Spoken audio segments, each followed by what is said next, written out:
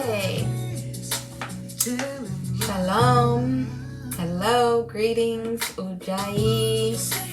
Bonsoir. All the lovely greetings to my good people. This is Debbie. Yeah. I have been wanting to make this recording, but a lot of things have been going on. So today I get to do this recording where I'm going to be reading to you all about Aset, also known as Isis. And actually there are two sections about, there's one about Aset, Isis, and then Isis after Apuleius. But today I'm only going to read about Aset as it is written in this book called Ancient Mirrors of Womanhood. Like I said, this is something that I've been wanting to do for a while now, but things have been going on, so I didn't get a chance to do it until now. So let us get started. And the introduction states here. Aset.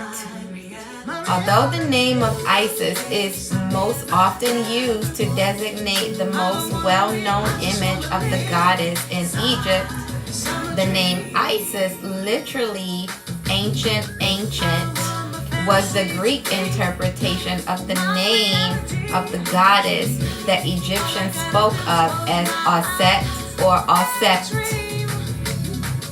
Aset was identified with the star best known as Sirius. Egyptian names for this star were Sotis, Sept, and Set. The constellation Canis Major, which includes the very bright star Sirius, appeared on the horizon just before security. Oh. There's an advertisement. I can't avoid the advertisements here on my Spotify. So you're going to have to bear with me with that. Okay? I can't even skip it. It appears. With our free home buying resources. Make more of what's yours. But I do want to play music. So the constellation Canis Major, which includes the very bright star Sirius, appeared on the horizon just before sunrise at the time of the year that the Nile began to swell. Olay Hyaluronic Body Wash moisturizes. It's terrible. There's like 2 commercials. 9 out of 10 women have visibly better skin for moisturized skin that gives you confidence. That's pretty annoying, to say the least.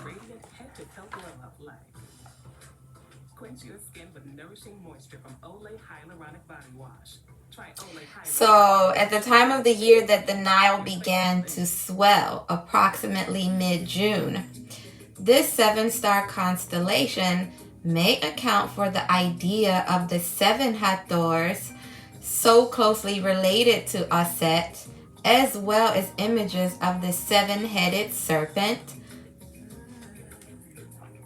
The horns on images of Aset were directly drawn from images of Hathor as the celestial cow, the sun disk between the horns, explaining the role of the goddess as the mother of the sun.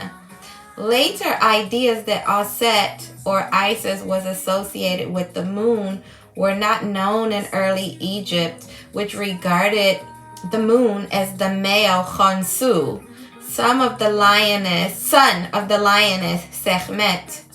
Aset was linked to the goddess Neith, who was regarded as Aset's mother, and also to the goddess Wazit, who was so closely associated with Aset, giving birth to the Uraeus cobra, nearly always shown on the forehead of images of Aset. Aset's connection to the seaport of Byblos in ancient Canaan, Lebanon, may be better understood by a reading of the goddess as Ashtart. And Ashtart is in a different section. So, if you want to get this book, it's called Ancient Mirrors of Womanhood by Merlin Stone. I don't know if I will get a chance to read that to you all another time, but we'll see. It's possible. So we're gonna try to work with this. I'll just turn the music down I'll turn the volume down whenever the commercials come. Sirius, Sothis, sacred star that was first known as Set or Set, the seven lights of heaven known as Aset, she arrived to herald the time of longest light and brought with her the gift of abundant soil as she raised the waters of the Nile, the waters that she had created from the tear of her eye.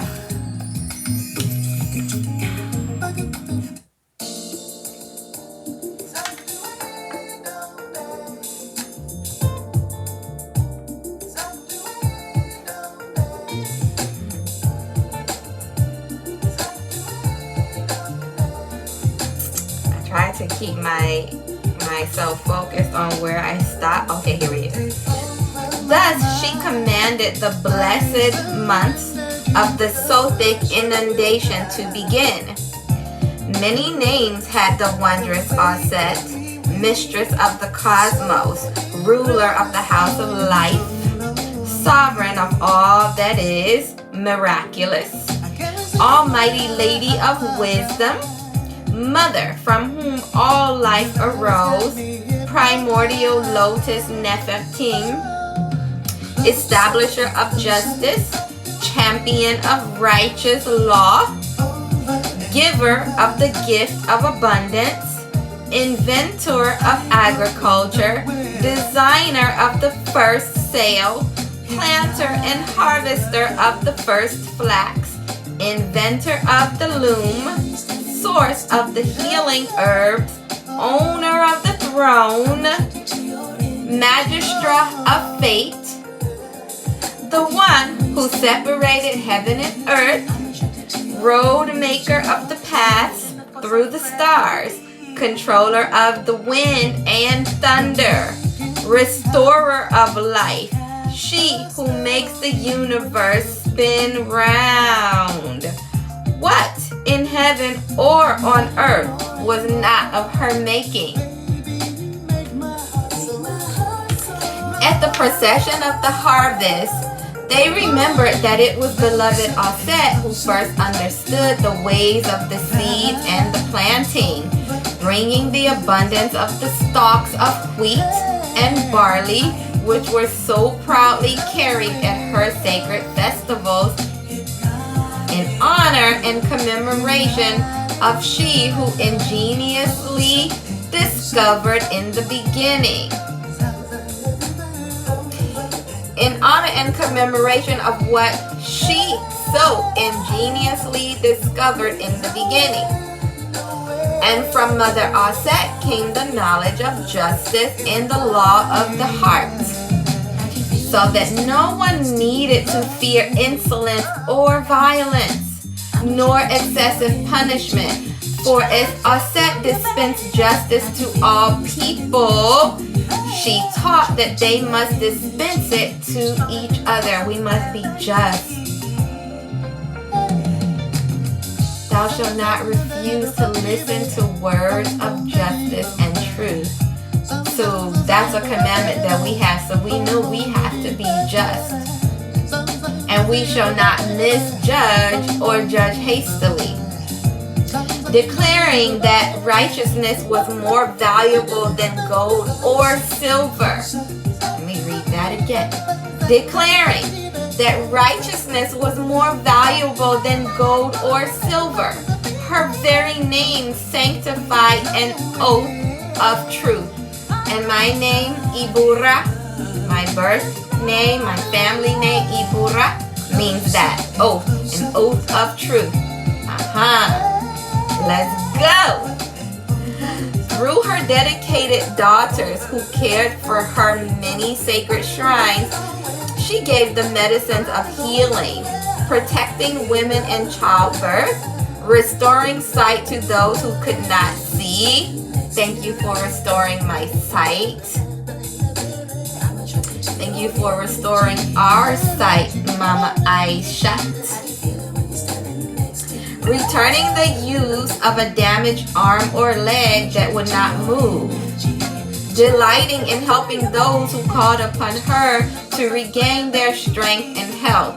So you can always call on Mama Aisha or Mama Aset or Ashtate. These are all the same divine being.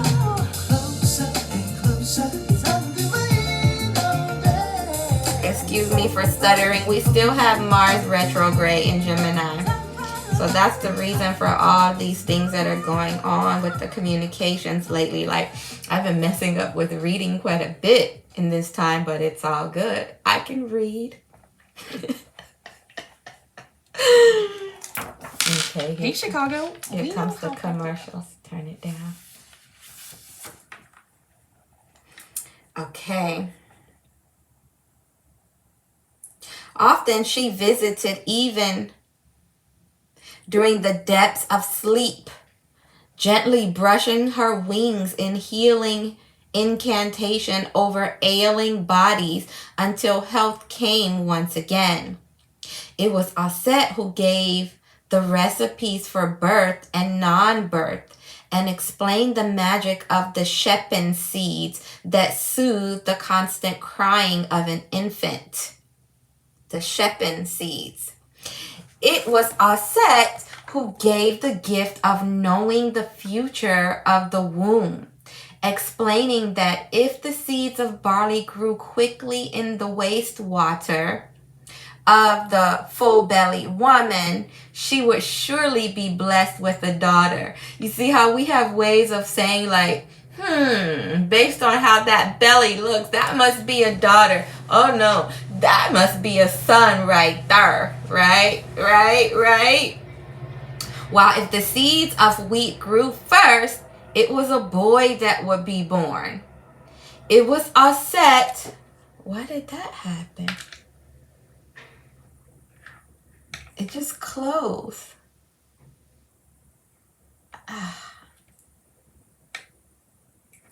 Oh, because the volume. I turned the volume all the way down. That's why. So annoying. It's all good though. It was Aset who taught of the jasper. Here comes another crystal. The gods always talk to us about the crystals, right? The crystals are important. Look at my beautiful purple with white and gold. This is a crystal that supports with transformation. It's not amethyst like I have on my arm. This is called lepidolite. Lepidolite.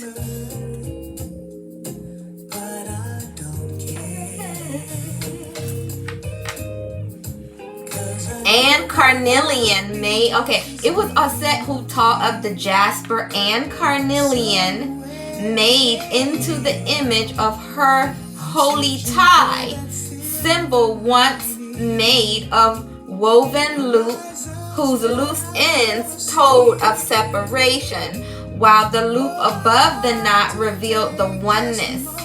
That sounds like the Tayet knot, right? The Tayet knot, which looks a lot like the Ankh, but except the arms go down. And one of my cards have the Tayet on it too. One of the cards in my Eternal Tarot deck. I'm not going to get it right now. It was Aset who taught how to dip the sacred knot into the water of the Anham lotus, flower of rebirth, and how to then press it into the wood of the sycamore fig while reciting these words of incantation. Holy blood of Aset, holy splendor of Aset, holy magic power of Aset, please protect the wearer of this amulet and halt those who would do this wearer harm. So the Tayet is a protection, a charm of Isis. It's a protection.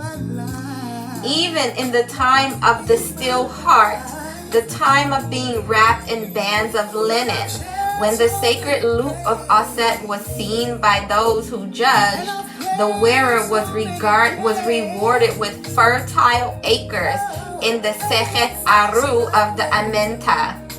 For wearing it announced the understanding that all people come forth on earth to do the will of their Ka. And if the Ka of the heart was as light as the feather of Ma'at, Aset would then breathe the air of divinity into the nostrils of the still heart, air more pure than any air ever known, while the ever-burning flame that blazed behind her protected the body that remained on earth. Remember how she used air, her along with her sister goddesses, to revive Osiris Wizard? In another story that I shared with you all, they used the breath. That's part of her magic. Though wiser than all people, this is the part I couldn't wait to share.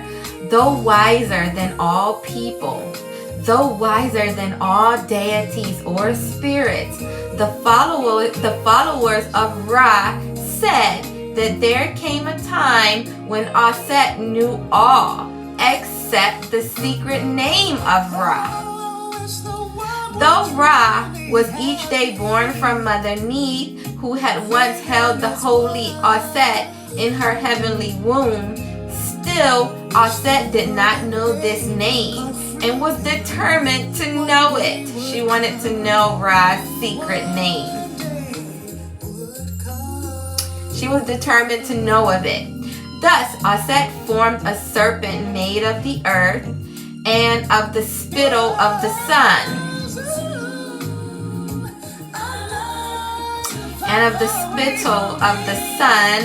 And when Ra walked across the serpent's path, Aset's powers were so deep in the venom that Ra was paralyzed by the serpent's bite. The jawbones of Ra, they clattered. The limbs of Ra, they shook and trembled. Ra could not move. But finally he found his voice. Never has there been such a pain, he said. There is fire in my heart and water in my limbs.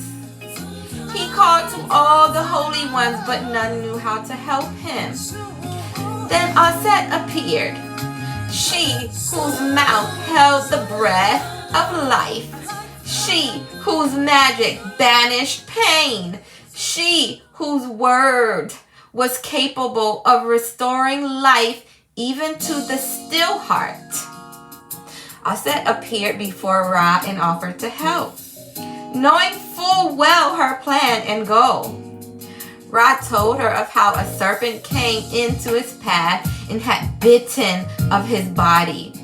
He told her of the pain that he felt, hotter than fire, colder than water.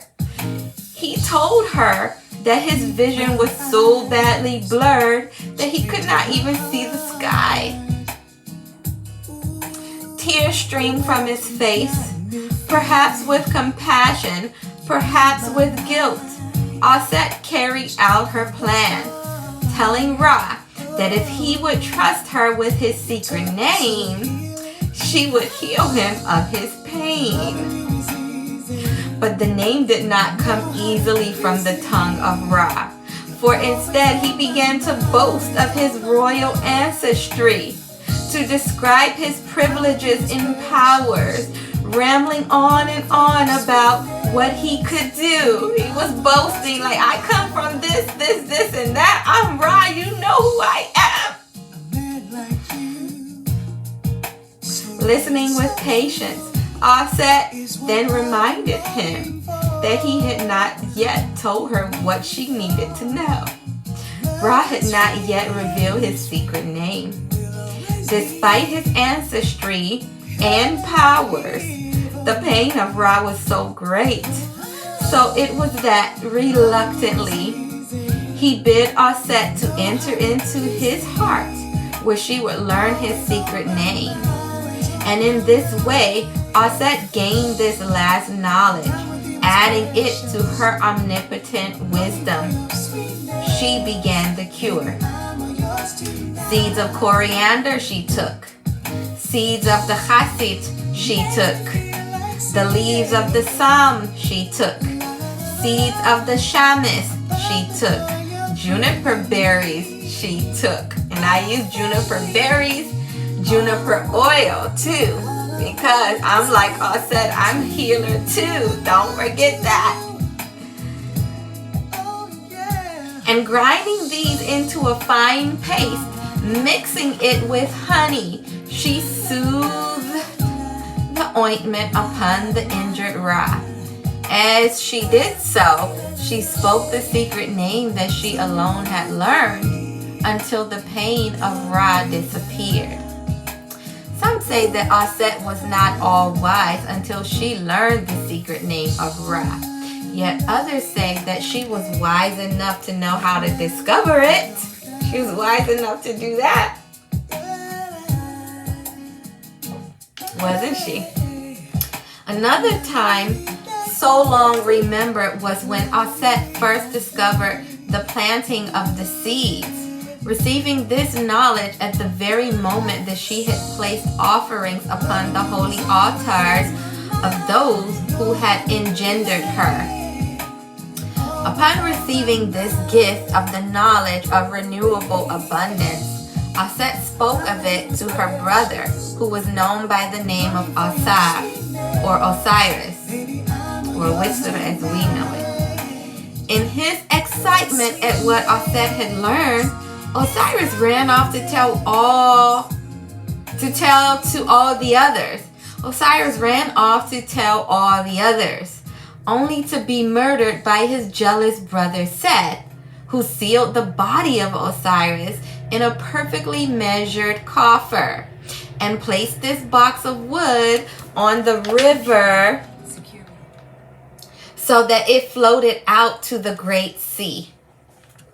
When news of the murder reached the ears of Aset, she set out to search for the body of Osiris and thus began her long journey. It's been long. It was a long journey. It's been a long journey. I totally understand. See, the signature of our ancestral mother, Aset, is in us. You see? And we go through some of the same journeys, trials, and tribulations. She tricked Ra.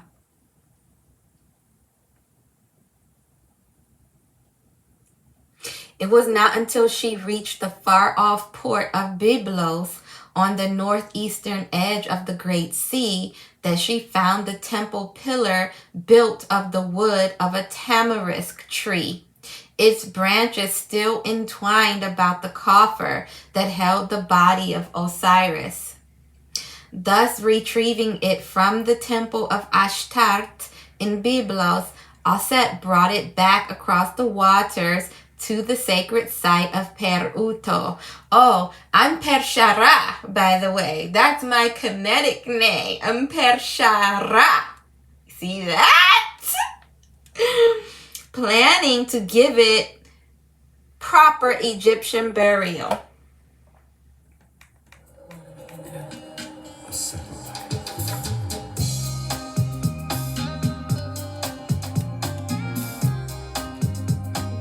It was there in the marshes of Per-Uto that, with the help of the sister Nephthys,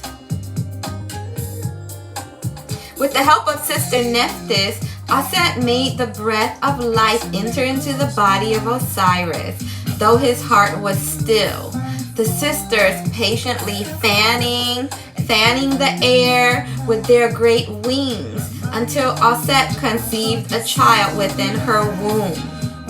It was in Per-Uto that she stayed, consoled in her grief by the holy cobra Wazit, until the child Horus was born.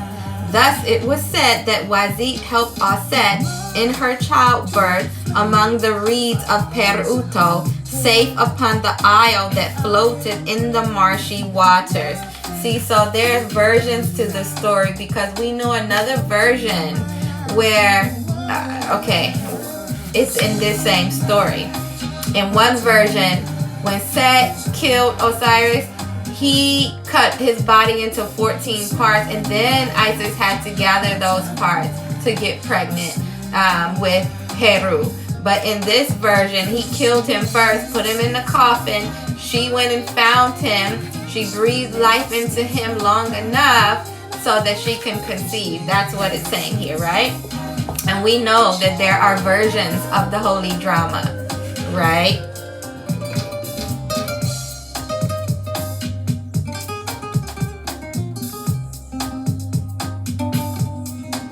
But when Aset left the safety of Peruto, leaving the child to the caring wisdom of Wazit, Seth came again and stole the body of Osiris.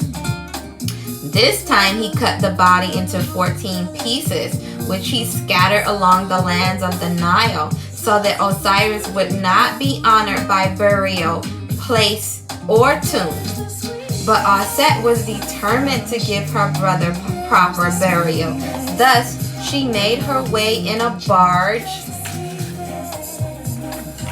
It's almost over. She made her way in a barge amongst the marshes of the Nile, burying each part where she found it. Though the backbone of Osiris found peace at Busiris, and the head came to lie at Abydos, never did Aset find the 14th part, the child-making organs of Osiris, while fishermen gave witness that this part had been fed to the Oxyrhynchus fish of the Nile.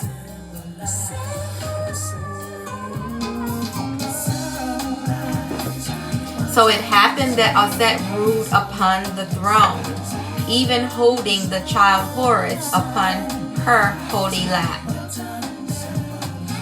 Great shrines and temples were built to honor her magnificence, her holy spirit, living at Edfu and Bubastis, at Saqqara and at Memphis, at Busiris and at Pharos, at Pilai and at Byblos, even as she lived in the heavens, shining as the astral Sothis. For over 3,000 years, her omnipotence was known, spreading across the great sea to Sicily and Pompeii, to Palermo and Campania, and throughout the widespread lands of the Romans. But the Roman consuls sometimes thought to abuse her sacred altars until Aurelius Caracalla defended Roman reverence to her name, saying that she was one with the mighty Ceres.